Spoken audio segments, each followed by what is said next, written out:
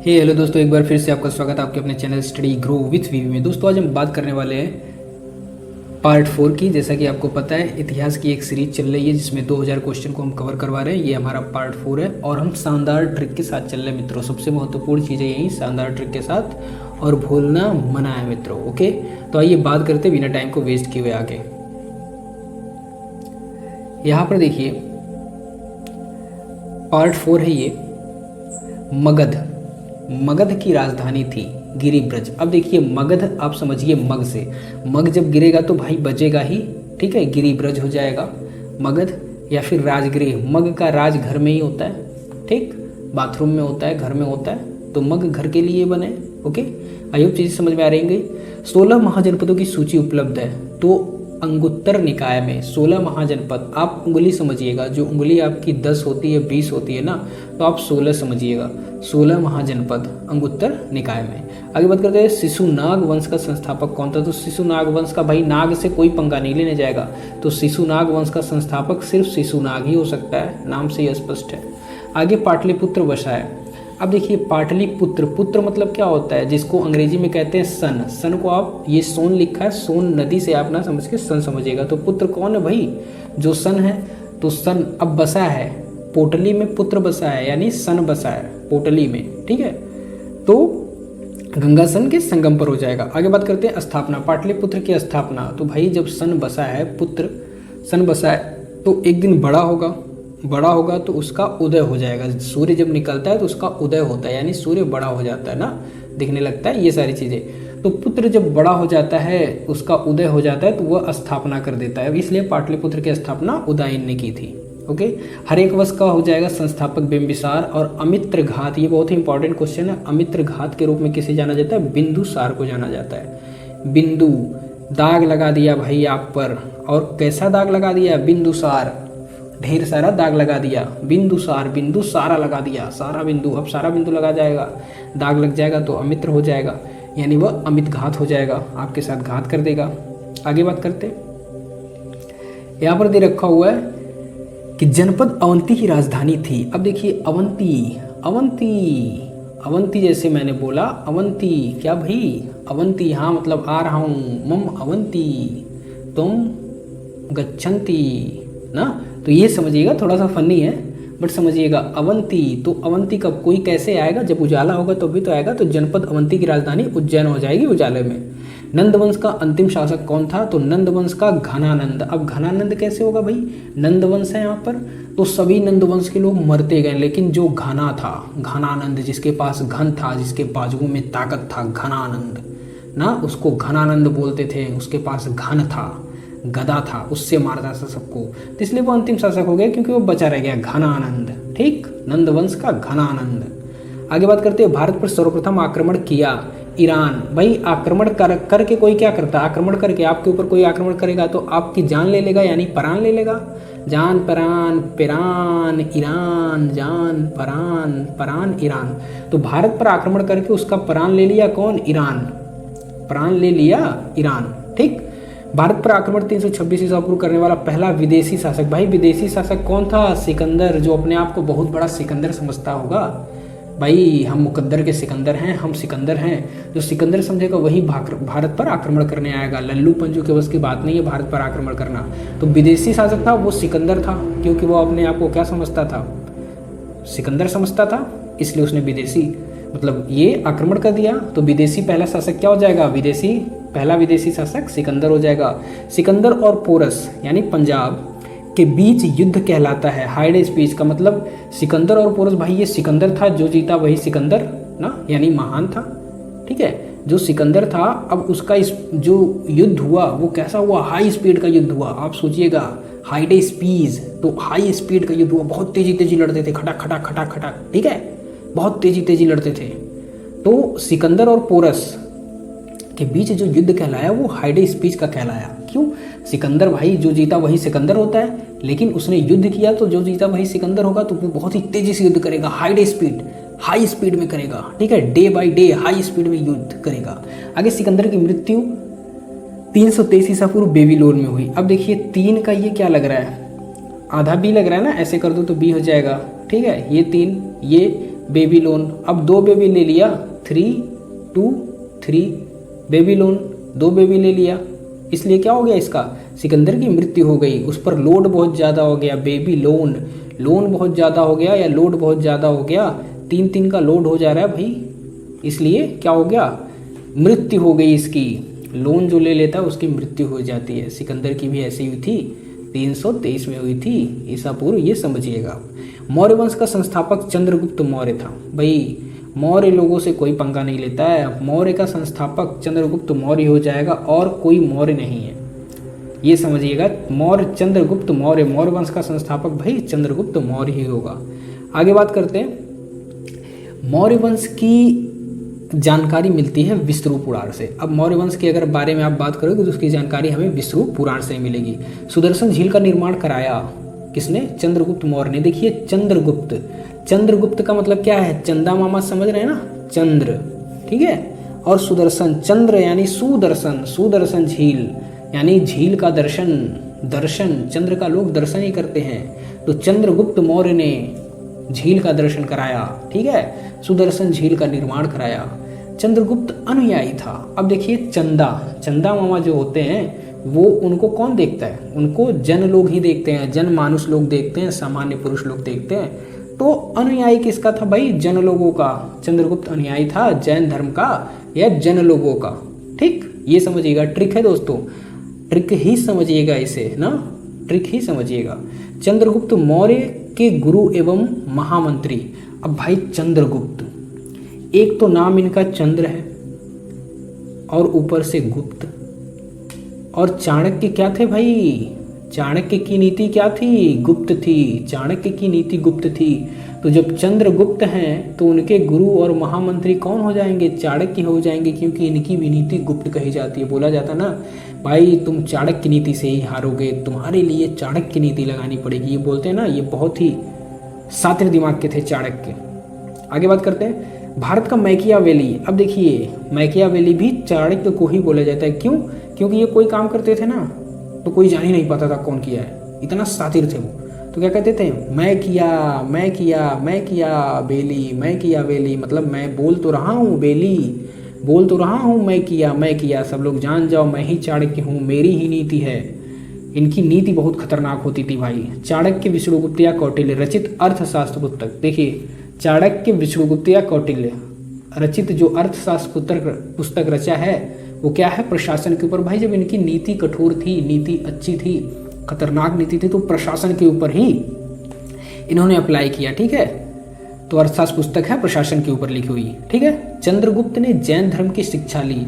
अब चंद्रगुप्त है भाई, चंद्रगुप्त हैं, ठीक, गुप्त इंसान है, तो बाहुबली से ही शिक्षा लेंगे जैन धर्म की। अब चंद्रगुप्त है, जैन धर्म बताया था, अनुयायी था, यहाँ पर जैन धर्म का अनुयायी था, तो जैन जो चंद्रगुप्त थे वो जैन लोगों से जैन धर्म की शिक्षा किससे ली, बाहुबली से, भद्र बाहु से ली, जिसकी बाहुओं में वजन था, जोर था, यानी ज्ञान था, ये आप समझिएगा, ठीक है। तो चंद्रगुप्त ने जैन धर्म की शिक्षा ली किससे, भद्र बाहु से ली। आगे, चंद्रगुप्त मौर्य के दरबार में आने वाला प्रथम यूनानी था, यूनानी मेगस्थनीस था, यानी यूनानी मेगस्थनीस था, जिसकी पुस्तक इंडिका है, ओके। आगे बात करते हैं, चंद्रगुप्त मौर्य की मृत्यु कब हुई थी भाई। चंद्रगुप्त मौर्य की मृत्यु की अगर मैं बात करता हूँ 298 ईसा पूर्व श्रवणबेलगोला कर्नाटक में उपवास के द्वारा हुई थी। अब देखिए चंद्रगुप्त मैंने बताया चंदा से समझिएगा, चंदा मामा से समझिएगा। अब चंदा मामा कैसे होते हैं, गोल गोल होते हैं, गोल गोल, ठीक है, चंदा मामा गोल होते हैं। लेकिन यहाँ पर क्या दे रखा हुआ है, यहाँ पर दे रखा हुआ है बेल गोला, मतलब बेल को वो गोला समझ रहे थे। चंद्रगुप्त हैं, चंद्र तो खुद ही गोल होता है, अब बेल गोला समझ रहे हैं ना, और उसी बेल गोला था, गोला को वो क्या समझ रहे थे, बेल समझ रहे थे, और उसी बेल के उपवास के चक्कर में उनकी मृत्यु हो गई, क्योंकि वो गोला था, सोच रहे थे बेल है भाई, खाऊंगा मैं इसको, ठीक, बेल जो शरबत बनाया जाता है उसे मैं खाऊंगा। लेकिन चंद्रगुप्त थे, चांद भी गोल होता है, ठीक, और बेल सोचें ये गोल जो है बेल है, लेकिन वो बेल था नहीं, वो गोला था, तो इसी को उपवास के चक्कर में इनकी मृत्यु हो गई, ठीक है, बहुत लालची थे, ठीक, हाँ यार। अपने जीवन के अंतिम दिनों में जैन धर्म को अपनाया था चंद्रगुप्त मौर्य ने। मैंने बताया पहले ही जैन धर्म के अनुयायी थे और जैन धर्म की शिक्षा इन्होंने किससे ली थी? भद्रबाहु से ली थी। ठीक है, तो अंतिम दिनों में जैन धर्म को अपनाया था चंद्रगुप्त मौर्य ने। आगे बात करते हैं, शिलालेख का प्रचलन प्रारंभ किया था अशोक ने। अब देखिए, अशोक महान शासक था। ठीक है, जब महान शासक था तो शिलालेख पर वही लिख सकता है। शिला मतलब पत्थर पर वही लिख सकता है। कौन लिख सकता है? अशोक लिख सकता है। ओके, आगे अशोक ने धम्म स्वीकारा था। ठीक, अशोक ने धम्म स्वीकारा था कब? धम्म जब कलिंग का युद्ध हुआ था 261 ईसा पूर्व में। जब कलिंग का युद्ध 261 ईसा पूर्व में हुआ था, देखो कलिंग का युद्ध जब हुआ था ना, इतना ज़्यादा खून बहा था, इतनी ज़्यादा लाशें बही थी कि तभी से जो अशोक ने है वो मार झगड़ा लड़ाई करना सब कुछ छोड़ दिया था ना। एक मतलब बहुत ही वीर शासक थे ये चंद्रगुप्त जी, ये अशोक जी, सॉरी अशोक बहुत वीर शासक थे और कलिंग के युद्ध में ही इन्होंने क्या कर दिया? सब कुछ छोड़ दिया, इतनी लाशें गिरी थी। ठीक, तो धम्म धम्म लाशें गिर रही थी। तो चंद्रगुप्त मतलब बार बार चंद्रगुप्त आ रहा है, सॉरी गाइस, अशोक ने क्या किया? धम्म स्वीकार किया था कलिंग युद्ध के बाद। जब लाशें गिरने लगी तो उसके बाद धम्म धम्म लाशें गिर रही थी, तो भाई उन्होंने क्या किया? उन्होंने धम्म स्वीकार लिया। ओके, उसके बाद कलिंग युद्ध के बाद 261 ईस्वी। आगे बात करते हैं, अशोक ने बौद्ध धर्म के प्रचार के लिए श्रीलंका भेजा था। अब देखिए, अशोक ने भेजा था श्रीलंका भेजा था। ठीक है, श्रीनगर की स्थापना भी अशोक ने भी की है। तो श्रीलंका और श्रीनगर, ये याद रखिएगा, श्रीलंका और श्रीनगर। तो श्रीलंका भेजा था महेंद्र संघमित्रा को। आगे बात करते हैं, अशोक का राज्याभिषेक हुआ 269 ईसा पूर्व में। अब देखिए, अभिषेक मतलब अभिषेक 8 समझिए, अभिषेक अ से 8, अ से अभिषेक। तो 261 ये है। 61 में आप अगर 61 में अगर आप 8 ऐड करोगे तो 269 हो जाएगा। ठीक, अब 269 हो जाएगा तो 8 से अभिषेक हो गया। ओके, आगे बात करें, अशोक का सबसे लंबा स्तंभ है तो 7वां है। भाई 7 दिन होते हैं, 7 दिन के बाद 8वां दिन तो होता नहीं है, तो सबसे ज़्यादा दिन क्या हो जाएंगे? मैक्सिमम दिन क्या हो जाएंगे? 7 हो जाएंगे।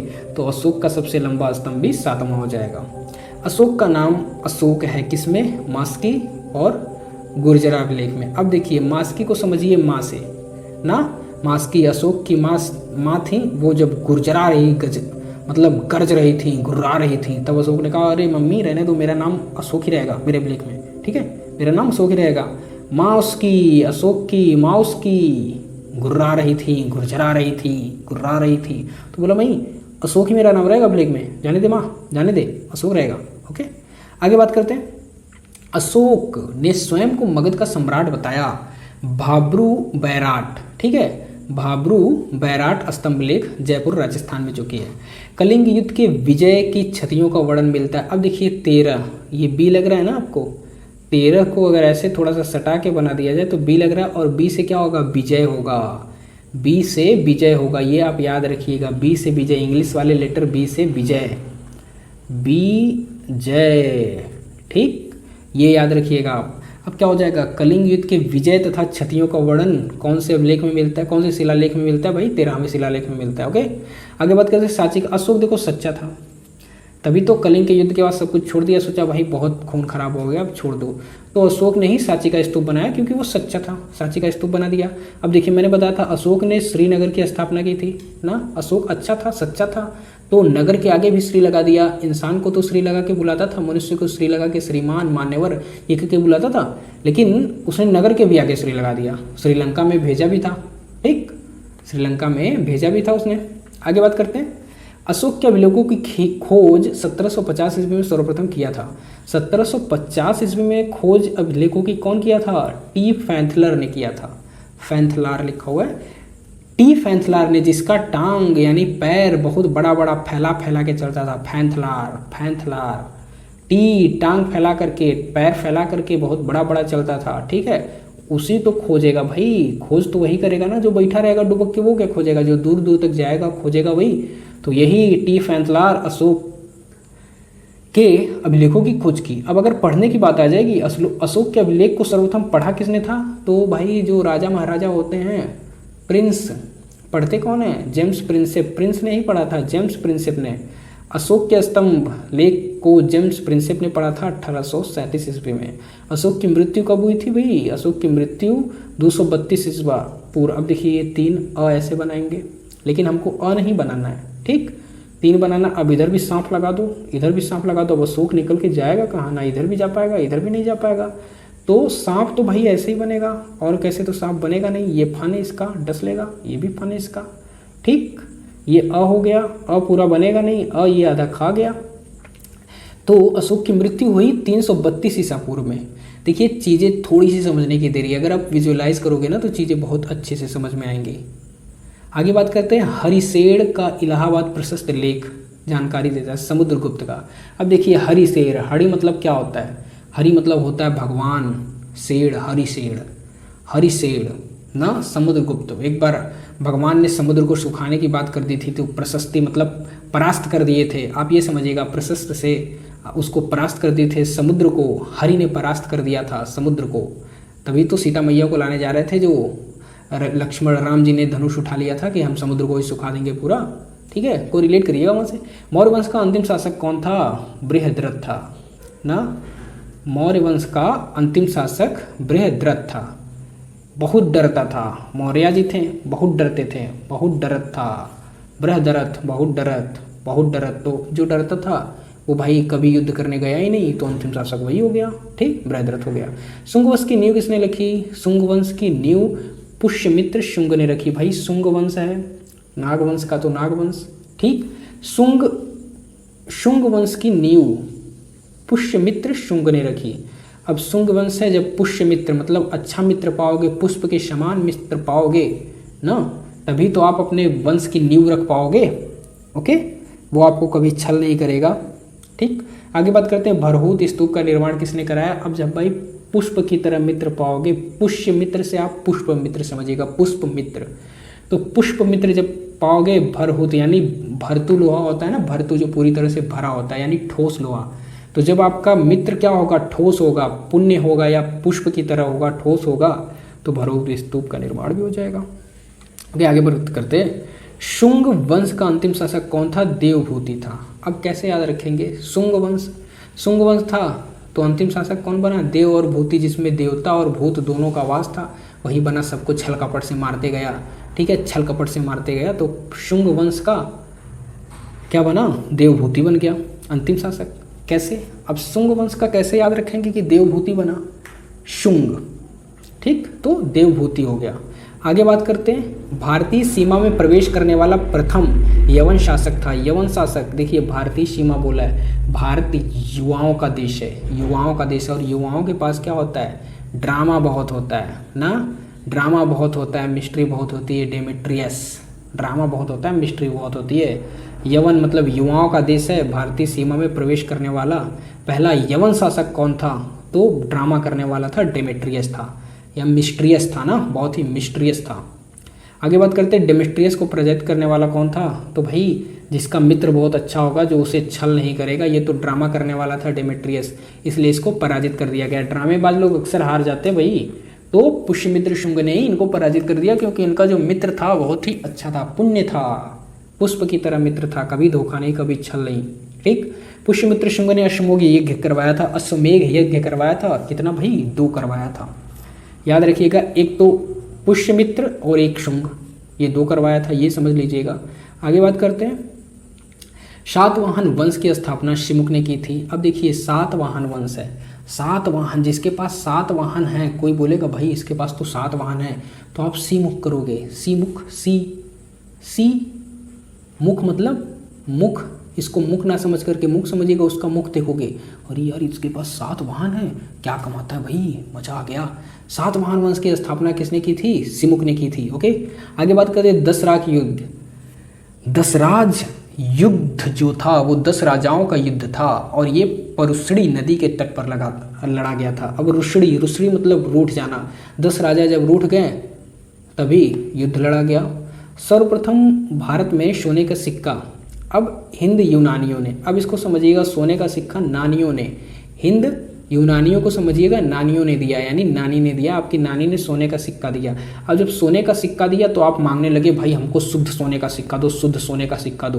तो नानी नहीं दे रही थी क्योंकि वो अपने लिए बचा के रखी थी, लेकिन आप क्या किए, उनसे चुराने लगे, छीनने लगे, झपटने लगे, तो सारा सिक्का उनसे शुद्ध शुद्ध ले लिए, तो कुपोषण हो गए। होता है ना कुपोषण बच्चे क्या होते हैं, जिनके पास खाने को अच्छा खाना नहीं मिलता है, तभी तो कुपोषित हो जाते हैं। तो भाई इनके पास सोने का सिक्का था शुद्ध शुद्ध, जिसको तुमने ले लिया, शुद्ध शुद्ध भोजन या तरह से ले लिया, या शुद्ध शुद्ध सोने का सिक्का ले लिया, तो कुपोषण हो गया उनको, तो कुषाणों ने हो गया। अब देखिए सर्वाधिक स्वर्ण मुद्राएं, अब शुद्ध तो ले लिया, लेकिन सर्वाधिक स्वर्ण मुद्राएं जारी हुई थी कब, गुप्त काल में। जो छुपा छुपा करके रखता था, गुप्त मतलब क्या होता है, छुपा करके रखना, बहुत गुप्त बात रखता है, ये छुपा के रखता था। तो जो छुपा के रखा है वही तो सर्वाधिक रखेगा सोने की मुद्राएं, और वही चला दिया। फिर सीसा का सिक्का, अब देखिए जब सब कुछ खत्म हो गया, कुपोषण भी आ गया, जो छुपा करके रखा था गुप्त तौर पर सिक्का जो रखा था स्वर्ण की मुद्राएं, वो भी सब खत्म हो गई।